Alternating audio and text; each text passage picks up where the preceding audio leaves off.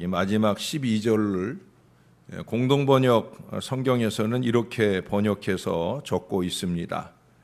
여호와여, 당신은 의인에게 복을 주시고 은혜의 방패로서 저를 지키시나이다. 방패로 함같이 은혜로 그를 호위하시리이다 라는 부분을 은혜의 방패라고 이렇게 압축해서 잘 표현을 하고 있습니다.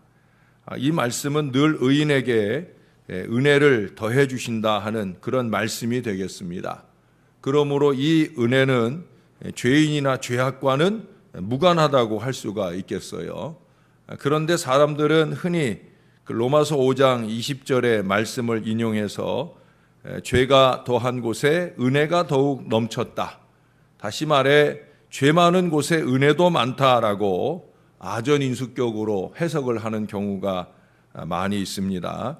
그러나 그 말씀은 그 앞에 말씀과의 문맥에서 볼 때 죄가 많은 곳에 은혜가 있는 게 아니라 죄를 죄로 인식하는 자리, 내가 죄인입니다 라는 이 고백이 넘치는 자리에 바로 은혜가 넘친다라고 하는 거예요.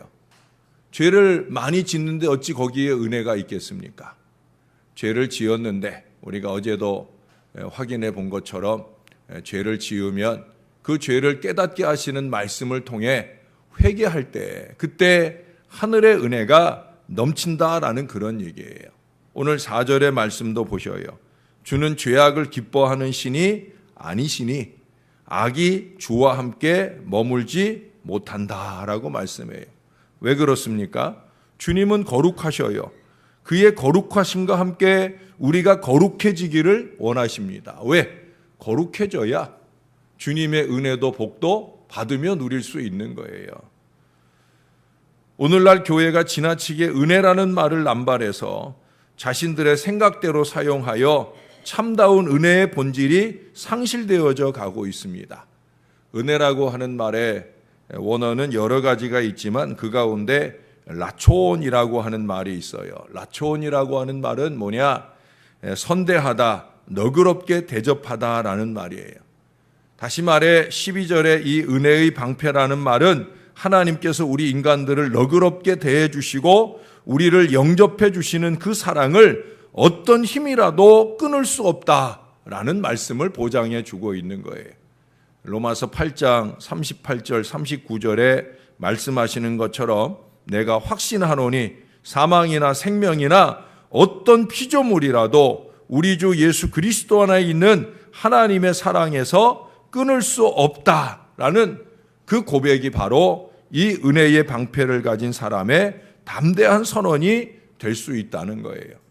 그러므로 이러한 은혜의 방패를 가졌다고 선언하는 사람은 오늘 5절이나 6절이나 9절에 기록된 것과 같은 그 죄악된 삶으로 자신을 몰아넣지 않아야 되는 거예요. 다시 말해서 5절에 말씀하는 것처럼 오만한 자의 자리에 앉지 아니하는 거죠. 이미 우리가 시편 1편에서 확인했던 표현입니다. 오만한 자의 자리에 앉지 아니한다. 오만이 무엇인지는 설명 안 해도 잘 알 거예요. 오만한 자의 자리에 앉지 않아야 된다는 거예요. 6절에서는 여러 가지를 나열합니다. 거짓말하지 않는다. 피 흘리기를 즐기지 아니한다. 속이는 자가 되지 아니한다. 라는 말씀들을 덧붙입니다. 9절에 가서 보면은 또 여러 가지 그 입에 신실함이 없고 그들의 심중이 심히 악하며 그들의 목구멍은 열린 무덤 같고 그들의 혀로는 아첨하는 이런 악한 모습들을 1절 갖지 않는다라고 하는 거예요. 이미 우리는 시편 2편에서도 헛된 일을 도모하는 또 4편 2절에서도 헛된 일을 좋아하고 거짓을 구하려는 이 악에 대한 말씀들을 보았습니다. 성경은 늘 그렇게 말해요. 악은 1절 우리 속에 있지 않아야 된다. 끊임없이 우리가 지금 5편까지를 봤는데도 거의 매 시편 1편, 2편, 4편, 5편까지 보는 가운데 4개의 시에서 끊임없이 죄는 죄로 간다. 내가 죄 짓는 인생과 절대 가까이 하지 않는다. 그게 하나님 말씀이에요. 하나님은 은혜의 방패를 가지고 있는데 그 방패를 아무에게나 갖다가 내어주지 않는다라고 하는 거예요. 우리가 하나님을 믿는다고 하면서도 이와 같이 나열된 악행 가운데 머물러 있다고 하면 하나님께서는 그런 자에게 은혜의 방패를 내려주실 수 없는 거죠. 어찌할 수 없는 진노의 철퇴를 내려주실 수밖에 없는 겁니다. 그러므로 우리가 은혜의 방패를 소유하지 못하는 것은 하나님이 거두어 가시기 때문이 아니라 우리가 우리의 행악 가운데서 그 은혜의 방패를 거절하기 때문이요. 뿐만 아니라 그 은혜의 방패를 기억하지 못하기 때문이라는 거예요. 이솝우화 가운데 그런 얘기가 있어요. 사슴 한 마리가 포수에게 쫓겨서 막 도망을 갑니다. 도망을 가다가 마침 포도원이 나타나서 그 포도원 숲을 사이로 숨게 됩니다. 포도원은 사슴이 숨기에 참 좋았어요. 왜? 키도 야트막한데 야트막한 가운데 아주 나뭇잎이 가득 채워져 있어서 거기에 자기의 몸을 잘 숨길 수가 있었습니다. 아는 게 아니라 포수가 이 사슴을 발견하지 못하고 그냥 지나쳐 가버립니다. 그리고 무사히 이제 자기의 목숨을 건지게 된 이 사슴이 목숨이 건져지게 되니까 그러니까 그동안 잊어버리고 도망왔는데 배가 고프다는 걸 깨닫게 되어진 거예요. 배가 고픈 김에 마침 자기의 눈앞에 보여지는 그 포도 나무 잎을 이렇게 뜯어먹게 되어집니다. 그리고 그 나뭇잎을 몇 조각 뜯어먹으면서 자연히 소리가 나겠죠. 부스럭 하는 소리가 나니까 한참 갔다고 생각했던 이 포수가 그 소리를 듣고 돌아와서 결국 이 사슴을 총을 쏘아서 잡게 되었다는 거예요. 그때 이 사슴이 총에 맞고 쓰러지면서 그러더랍니다. 날 보호해준 포도나무 잎을 내가 잘라 먹었으니 내가 죽어 마땅하지 라고 한탄하며 쓰러져 가더라 하는 얘기입니다. 우리는 우리를 구원해 주시고 보호해 주시는 우리 하나님의 은혜의 방패를 나태함과 바꿔먹고 살고 있지는 아니한지, 세상의 달콤한 유혹과 바꿔먹지는 않았는지 돌아보는 이 아침이 되어야 할 것입니다. 오늘 하나님은 말씀을 통해 이 은혜의 방패를 쥐고 사는 길을 우리들에게 가르쳐 주십니다. 오늘은 몇 가지를 좀 꼽아보려고 합니다. 첫째로 1절부터 3절까지에 보면 여호와여 나의 말에 귀를 기울이사 나의 심정을 헤아려 주소서. 나의 왕 나의 하나님이여 내가 부르짖는 소리를 들으소서. 내가 주께 기도하나이다. 여호와여 아침에 주께서 나의 소리를 들으시리니 아침에 내가 주께 기도하고 바라리이다. 기도하고 바라는 삶에 복을 주시고 은혜의 방패로 지켜주신다 하는 거예요. 우리는 간혹 입술로는 소리내어 열심히 기도를 해놓고 하나님께서 행하실 것에 대한 기대를 가지고 기다리지 않기 때문에 하나님의 은혜의 응답을 받지 못하는 경우가 많이 있습니다. 기도했으면 하나님 보시기에 선한 열심을 그 가운데 더했다라고 하면 이제 좀 기다려 보셔요. 이제 좀 바라보세요. 우리가 왜 바라지 못하느냐? 바랄 만한 삶이 없기도 하고 바랄 만큼 기도하지도 못하기 때문에 그런 거예요. 여러분, 기왕이 기도하러 오셨으면 좀 열심히 기도를 해보셔요. 내가 기도했으면 그 기도에 대해서 하늘의 응답을 기대하는 마음이 당연하게 생기는 거예요. 저는 늘 그런 기대가 있어요. 왜? 늘 하나님께 매달려 기도하니까 내가 이만큼 기도했으면 하나님이 이 역사를 나에게도 주시고 내가 위에서 기도하는 우리 성도들 가운데도 주시고 우리 교회 가운데도 주실 거다. 저는 그런 기대가 있습니다. 제가 여러분들에게 방패기도를 얘기했잖아요. 불똥기도와 방패기도를 얘기하잖아요. 불똥기도는 뭐예요? 발등에 불똥 떨어져야 그때야 좀 기도하는 흉내내는 기도생활. 많은 사람들이 그런 기도생활을 해요. 오늘 시인은 그런 게 아니에요. 아침에 늘 기도하는 기도의 방패를 쌓아놓는 거예요. 그래서 어떤 어려움이 오더라도 이 기도의 방패가 지켜주는 거죠. 성벽을 쌓아놓는 기도를 해야 된다는 거예요. 무너져 있는 신앙 인생을 살다가 발등에 불 떨어지면 기도해야지 이게 아니라 성벽 하나하나를 쌓아놓는 기도의 이 돌멩이를 아침마다 쌓아놓으며 기대할 수 있어야 된다는 거예요. 여러분 혹시 돌고래쇼나 물개쇼 이런 데 가보셨습니까? 거기서 이 돌고래나 물개들이 이렇게 재롱을 부리고 나면 그러고 나면 조련사를 바라봅니다. 조련사에게 바싹 와가지고는 조련사 앞에 뭐 하라는 거예요? 입에 못 좀 넣어달라는 거죠. 입에 못 좀 넣어달라는 거예요. 나 잘했지요? 나 잘했으니까 보상 주세요. 그래 그 입에 물고기 한가득 입에 넣어주면 또 그 다음 재롱을 펼쳐갑니다. 하나님이 우리를 보시고 기뻐하실 일이 뭐겠습니까? 바로 지금 여러분들이 하시는 이 기도의 삶입니다. 기도하셨으면 바라보셔요. 하나님은 조련사 이상으로 우리 가운데 넉넉하게 채워주시기를 원하시는 하나님이시라는 거예요. 여러분 여기 3절에 보면 아침에 주께서 나의 소리를 들으시리니 아침에 내가 주께 기도하고 바라리이다. 다윗은 하나님께서 자기의 기도를 들으신다고 하는 이 믿음을 분명히 가지고 기도를 했어요. 아침에 내가 기도한다. 여기 아침에 기도한다는 건 원어적으로 보면 어떤 의미냐면 제사를 드리기 전에 그 나무를 가지런히 쌓아놓는 거예요. 창세기 22장에 아브라함이 자기 아들 이삭을 하나님께 제물로 바치기 위해서 제단을 쌓잖아요. 그 나무의 제단을 쌓아놓는 바로 그것이 아침에 드리는 기도예요. 왜? 그래야 이제 양을 잡아서 그 위에 올려놓고 불을 지피면 그 제단의 불길이 하나님께 상달되니까. 이 아침에 드리는 기도라는 것은 오늘 하루 우리가 우리의 삶을 하나님이 기뻐하시는 거룩한 산 제사로 드리기 위해 이 나무단을 쌓아놓는 것과 같은 거예요.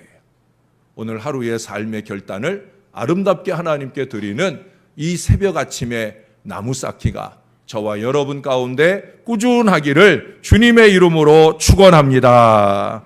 두 번째는 7절에 보면 오직 나는 주의 풍성한 사랑을 힘입어 주의 집에 들어가 주를 경외함으로 성전을 향하여 예배하리이다. 바로 경배하는 삶, 예배하는 삶. 주의 집에 들어가 주를 경외함으로 예배하는 삶이 은혜의 방패를 입는 비결이라는 거예요. 여기 7절에 시작하는 첫 단어가 뭐예요? 오직이에요. 하나님 섬기기를 결코 포기하지 않겠다. 이게 제일 중요하다. 아마 여러분들은 그래서 이 아침 새벽 시간 피곤함을 무릅쓰고 많은 비가 오는데도 무릅쓰고 아마 주님 앞에 오셨다라고 여겨집니다. 잘하신 겁니다. 오직 하나님께 예배하는 이 첫 시간을 소중하게 여기는 이 믿음의 마음, 이 일을 쉬지 않는 저와 여러분들이 될 수 있기를 바랍니다. 예배가 즐겁고 예배가 행복한 믿음의 인생을 살아갈 때 은혜의 방패가 우리를 강하게 경호하시는 놀라운 축복을 누리며 살게 될 줄로 믿습니다. 세 번째는 11절의 말씀입니다. 그러나 주께 피하는 모든 사람은 다 기뻐하며 주의 보호를 말미암아 영원히 기뻐 외치고 주의 이름을 사랑하는 자들은 주를 즐거워하리이다. 외치며 즐거워하는 하루하루를 사는 거죠. 주님이 나를 구원해 주셨으니까 이 구원의 은혜를 외치는 거예요. 주님을 사랑하는 사람은 기뻐 외치며 즐거워하는 하루를 살아야 되는 거예요. 어제도 그런 말씀을 드렸잖아요. 우리는 세상이 알 수도 없고 줄 수도 없는 기쁨을 누리는 사람이다. 적어도 엔크리스토 하고 있다면 우리는 그렇게 살아야 된다. 그런 말씀을 드렸어요. 기뻐 외치며 즐거워하는 신앙 인생.